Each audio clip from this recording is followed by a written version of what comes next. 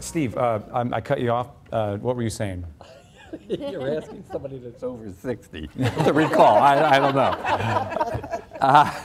No, you know, there's a tremendous amount of research out there that really talks about even when kids have their basic physical needs met, that if the emotional frameworks and the attachments in their relationships are not built, that they will die of failure to thrive.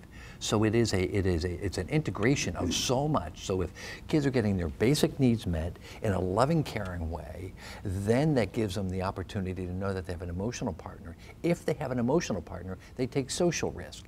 When they feel like they have this emotional partner to help them with their emotional and social piece, then they attack the academic risk necessary to be successful. And they're not isolated, and they all have to be woven together, but we have to study them differently right now because we don't fully understand. Okay, so the vibe on Twitter, I think, is we're preaching to the choir. People get it, but how? How do we do it? I just think we've done a really nice job of outlining some bits around quality, but I really want to make sure that we talk about the whole early childhood system. And it's been brought up a little bit. Children have to be healthy. Their families have to be functioning well. You know, I think we've got to look at involving the healthcare system, mental health, social services. Everybody's got to be around the table and agree that this is how we're going to move forward.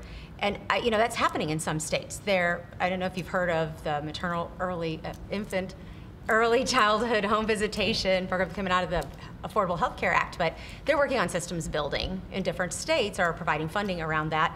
And you know, they're struggling at times with our departments playing well together and folks coming to the table and really figuring out how a whole system embraces our families. So what that means is that we can't just look at it school district by school district, school district by school district or early care facility by early care facility.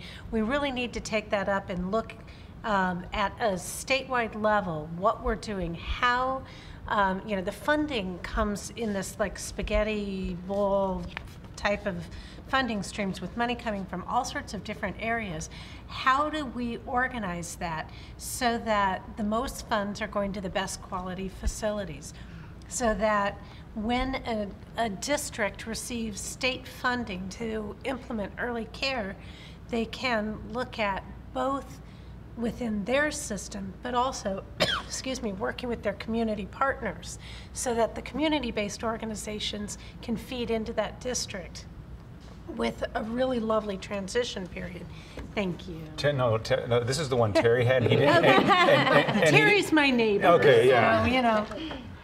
Okay, so it sounds. Are you talking about like maybe more of a statewide program? Do we need what Oklahoma has, where this is a state-run deal where they've done it so long, people just assume it's that way everywhere?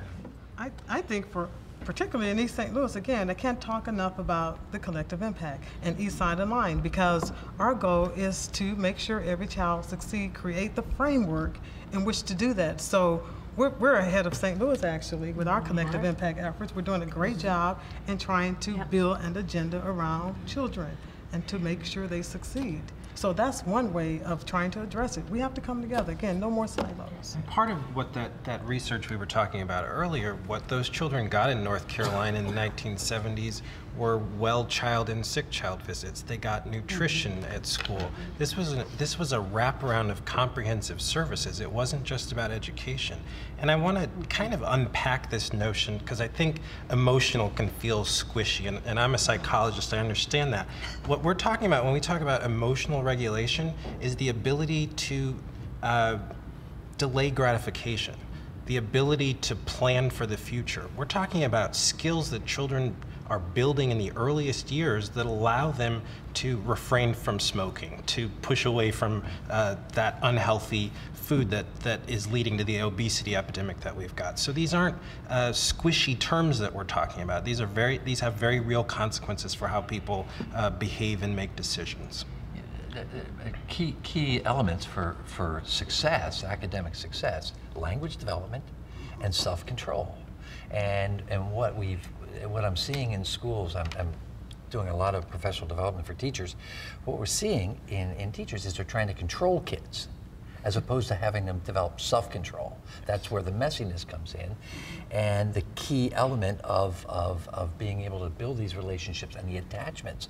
It sounds like a soft word, but it is a lifelong impact on our life.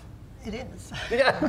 I want to be sure that we get back to how do we get this done. I mean, we are the choir here. We're talking to the choir. These are political problems. Sure. They require political will. Somehow the agenda has to move to the political level. And these arguments, whether they're economic, whether they're health, whatever they are, how do we get this? Child advocates in Missouri got so excited this year because there were some tiny little incremental steps where we said, okay, maybe the foundation formula ought to include early childhood. Okay, maybe we can talk about quality in the state instead of saying we're not going to talk about quality in the state. We shouldn't have to be excited about those little things. These are things that need to be high on the political agenda. And it needs systematic investment. It needs to be looking department by department at the state level of how they feed into making this entire system that Donna talked about working for children. And as we said, whether it's because it's good for us economically in the long term, or whether it's because every single child deserves to have success in school and in life, it doesn't matter. We've got to get it done. And it takes the political will. And we all have to keep advocating and keep working with our legislators to say, here's how it can work, here's where it can work. We're not alone in this.